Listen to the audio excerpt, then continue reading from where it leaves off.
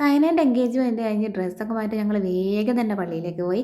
പിന്നെ അവിടുന്ന് അവരുടെ ഓരോ ചടങ്ങൊക്കെ ഇങ്ങനെ കണ്ടിരുന്നു. ഓരോരുത്തരുടെ കയ്യിൽ കുഞ്ഞു കുഞ്ഞു കുരിശ് അങ്ങനെ ഓരോ സാധനമൊക്കെ ഉണ്ടായിരുന്നു. അതെന്തോ നേർച്ച എങ്ങാനാണെന്ന് തോന്നുന്നു. പിന്നെ സന്ധ്യയൊക്കെ ആയപ്പോൾ ഞങ്ങൾ പള്ളിമുറ്റത്ത് ഇങ്ങനെ ഇരുന്ന് കുറേ വർത്താനം പറഞ്ഞ് ഈ കൊടി ഉയർത്താൻ രാത്രിയൊക്കെ ആയി. ആ സമയത്തൊക്കെ ഭയങ്കര തിരക്കായിരുന്നു. പിന്നെ ഞങ്ങൾ ഫസ്റ്റേ പോയി സീറ്റ് പിടിച്ചുകൊണ്ട് ഞങ്ങൾക്ക് ഫ്രണ്ടിൽ നിന്ന് തന്നെ നിന്ന് കാണാൻ പറ്റി.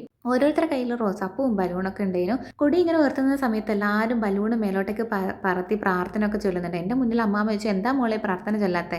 എനിക്ക് പ്രാർത്ഥന ചൊല്ലാൻ അറിയില്ലല്ലോ, കേൾക്കാനല്ലേ അറിയൂ എന്നൊന്നും ഞാൻ പറഞ്ഞില്ല, വെറുതെ ചിരിച്ചങ്ങ് നിന്നു. പകല് കണ്ട പോലെയല്ല, രാത്രി ലൈറ്റ്സൊക്കെ ഇട്ടിട്ട് പള്ളി നല്ല അടിപൊളിയായും കാണാൻ. പിന്നെ ഞങ്ങൾ പള്ളി ഫുള്ള് ചുറ്റിക്കറങ്ങി നടന്ന് നേരെ ബീച്ചിലേക്ക് പോയി. ബീച്ചിൽ നിന്ന് ഓരോ സാധനമൊക്കെ ഇങ്ങനെ വാങ്ങി കഴിച്ച് പിന്നെ ക്രിസ്റ്റി വൈന് കൊണ്ടുവന്നിട്ടുണ്ടായിരുന്നു. അവർ വീട്ടിൽ തന്നെ ഉണ്ടാക്കിയ വൈന, അതിന് നല്ല അടിപൊളി ടേസ്റ്റ് ചെയ്യണം. പിന്നെ അവിടെ ഇരുന്ന് കുറേ വർത്താനം പറഞ്ഞ് വിശപ്പ് തുടങ്ങിയപ്പോൾ നേരെ ഫുഡ് കഴിക്കാൻ പോയി. അതൊരു മിൻറ്റടി കുടിച്ചു. പിന്നെ ചില്ലി ചിക്കനും ഫ്രൈഡ് റൈസും നൂഡിൽസൊക്കെ കഴിച്ച് വീട്ടിൽ ഇങ്ങനെ ഇരിക്കുന്ന സമയത്താണ് അപ്പുറത്തെ വീട്ടിലെ അടിയുടെ സൗണ്ട് ഞാൻ കേട്ടത്. ഇവരോട് പറഞ്ഞപ്പോൾ ഇവർ പറഞ്ഞു പള്ളി പെരുന്നാളിന് പടക്കം പൊട്ടാൻ. നല്ല അപ്പുറത്തെ വീട്ടിലെ അടി തന്നെയായിരുന്നു. അങ്ങനെ നല്ല HD ദൃശ്യ മികവോടെ ഞങ്ങൾ അടി കുറേ സമയം കണ്ടിരുന്നു. അതാണല്ലോ അതിൻ്റെ ഒരു ഇത് ഏട്ടാ. അങ്ങനെ പിന്നെ സയയുടെ ഫ്രണ്ട് 3 മണിക്ക് ആകുമ്പോഴത്തേക്ക് ഞങ്ങളെ ബസ് സ്റ്റാൻഡിലേക്ക് കൊണ്ടാക്കി തരാൻ വന്ന്. അവിടുന്ന് 4 മണിക്കായിരുന്നു ബസ് വരുന്നവരെ അവരും അവിടെ തന്നെ നിന്ന് ഞങ്ങളെ ബസ് കയറ്റി വിട്ടു. എറണാകുളത്ത് ഒരു 5 മണിക്കൊക്കെ എത്തി. അവിടുന്ന് റെയിൽവേ സ്റ്റേഷനിലേക്ക് പോയി. 6 മണിക്കായിരുന്നു അവിടുന്ന് ട്രെയിൻ. പിന്നെ അവിടെ നിന്ന് തന്നെ എടുക്കുന്ന ട്രെയിനായതുകൊണ്ട് വലിയ തിരക്കൊന്നും ഉണ്ടായിട്ടില്ല.